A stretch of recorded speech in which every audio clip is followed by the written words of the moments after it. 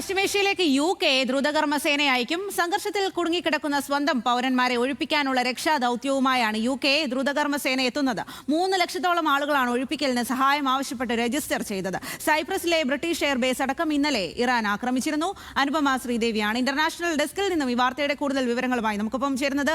അനുപമ, ഇന്നലെയാണ് ഈ ഒരു യുദ്ധം കൂടുതൽ സ്ഥലങ്ങളിലേക്ക് വ്യാപിക്കുകയും സൈപ്രസ് അടക്കമുള്ള യൂറോപ്യൻ മേഖലയിലേക്ക് കൂടി ഈ ഒരു യുദ്ധം വ്യാപിപ്പിക്കുന്ന ഒരു സാഹചര്യമുണ്ടായത്. UK തങ്ങളുടെ പൗരന്മാർക്ക് സുരക്ഷ നൽകാനായി, സംരക്ഷണം ഏർപ്പെടുത്താനായി എന്തെല്ലാം നടപടികളാണ് സ്വീകരിച്ചിരിക്കുന്നത്? സ്വാതി, ഈ തങ്ങളുടെ പൗരന്മാരെ അവിടെ നിന്ന് ഒഴിപ്പിക്കാനായി, അടിയന്തരമായിട്ട് ഒഴിപ്പിക്കാൻ എന്ന നിലയ്ക്കാണ് സൈപ്രസിലെ ഏറ്റവും പുതിയ ആക്രമണങ്ങളുടെ പശ്ചാത്തലത്തിൽ കൂടിയാണ് UK പൗരന്മാരെ ഒഴിപ്പിക്കുന്നതിനായിട്ട് ഒരു ദ്രുതകർമ്മ സേനയെ, റാപ്പിഡ് റെസ്ക്യൂ ഫോഴ്സിനെ അയക്കാനായിട്ട് ഇപ്പോൾ ബ്രിട്ടീഷ് സർക്കാർ തീരുമാനിച്ചിരിക്കുന്നത്. ഇതിന്റെ ഭാഗമായിട്ട് ഉടൻ തന്നെ അടിയന്തര സേനയെ പശ്ചിമേഷ്യയിലേക്ക് അയക്കുമെന്നാണ് പറയുന്നത്.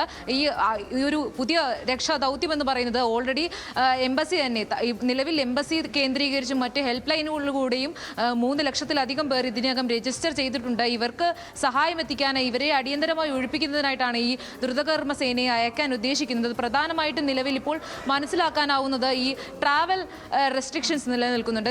യാത്രാ നിയന്ത്രണങ്ങൾ പലതുണ്ട്. പല ഇടങ്ങളിലും ഇപ്പോൾ ദുബായ് അടക്കമുള്ള പ്രധാനപ്പെട്ട ട്രാവൽ കോറിഡോറിലെല്ലാം ഈ യാത്രാ നിയന്ത്രണങ്ങൾ, വിമാനത്താവളങ്ങൾ അടയ്ക്കുകയും എയർ സ്പേസ് അടയ്ക്കുകയും ചെയ്യുന്നുള്ള ഒരു നടപടി ഉണ്ടായിട്ടുണ്ട്. ഈ ഒരു സാഹചര്യത്തിലാണ് ഈ ഒരു ദ്രുതകർമ്മ സേനയെ അയച്ചിട്ട് ഒരു റെസ്ക്യൂ ഓപ്പറേഷനുമായിട്ട് ബ്രിട്ടൻ പദ്ധതി ഇടുന്നതെന്ന് പറയണം. നേരിട്ട് വിമാനങ്ങൾ അയക്കാനുള്ള, എയർ സ്പേസ് അടച്ചിട്ടിരിക്കുന്ന സാഹചര്യത്തിൽ ഈ എയർ സ്പേസ് താൽക്കാലികമായിട്ടെങ്കിലും തുറന്ന് വിമാനങ്ങൾ അയച്ചെങ്കിലും തങ്ങളുടെ പൗരന്മാരെ ഒഴിപ്പിക്കാനുള്ള നീക്കത്തിലേക്ക് UK കടക്കുന്നു എന്ന് വേണം കരുതാനായിട്ട്.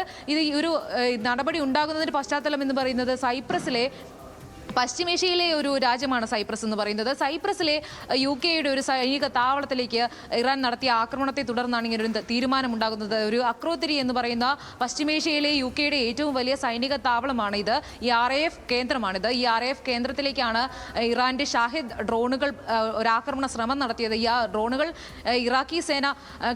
സൈപ്രസിന്റെ സേന വെടിവെച്ചിട്ടിരുന്നു. അതുപോലെ തന്നെ UKയുടെ തന്നെ പ്രതിരോധ വിഭാഗങ്ങൾ അവിടെയുണ്ട്, സൈനികർ അവിടെയുണ്ട്. ഈ ഒരു രീതിയിൽ ഒരു ചെറുത്തുനിൽപ്പ് ഉള്ള ശ്രമങ്ങൾ അവിടെ നടക്കുന്നുണ്ട്. പ്രധാനപ്പെട്ട നയതന്ത്ര ഉദ്യോഗസ്ഥരടക്കം ജീവനക്കാരെ, അത്യാവശ്യ സേനകളല്ലാത്ത വിഭാഗങ്ങളെ അവിടെ നിന്ന് ഒഴിപ്പിക്കാനുള്ള നടപടികളും ആരംഭിച്ചിട്ടുണ്ട്. ഈ ഘട്ടത്തിൽ മനസ്സിലാക്കേണ്ടത്, നേരത്തെ തന്നെ ഒരു 3 രാജ്യങ്ങൾ, UK, ഫ്രാൻസ്, ജർമ്മനി എന്നിങ്ങനെ 3 പ്രധാന സഖ്യകക്ഷികൾ അമേരിക്കയുടെ ഒരു സൈനിക താവളങ്ങൾ വിട്ടുകൊടുത്തുകൊണ്ട് അമേരിക്കയെ സഹായിക്കുമെന്നൊരു പ്രഖ്യാപനം നടത്തിയിരുന്നു. ഇതിന് പിന്നാലെയാണ് ഈ സൈപ്രസിലെ ആക്രമണം ഉണ്ടായത്. അതുകൊണ്ട് തന്നെ കൂടുതൽ ജീവനക്കാരെ ഒഴിപ്പിച്ചുകൊണ്ട് ഒരു കൂടുതൽ ഈ സൈനിക താവളങ്ങൾ വിട്ടുകൊടുക്കാനുള്ള നടപടികളിലേക്ക് മുന്നേറുന്നതായിട്ടാണ് ഇപ്പോൾ മനസ്സിലാക്കേണ്ടത്. അതുപോലെ തന്നെ ഈ ജനങ്ങളെ അടിയന്തരമായിട്ട് തന്നെ ജനങ്ങളെ അവിടെ നിന്ന് ഒഴിപ്പിക്കുന്നതിനായിട്ട് നേരിട്ടൊരു നടപടി സ്വീകരിക്കുന്നതിലേക്കും UK നീങ്ങുകയാണ്. സ്വാതി, ശരി അനുപമ.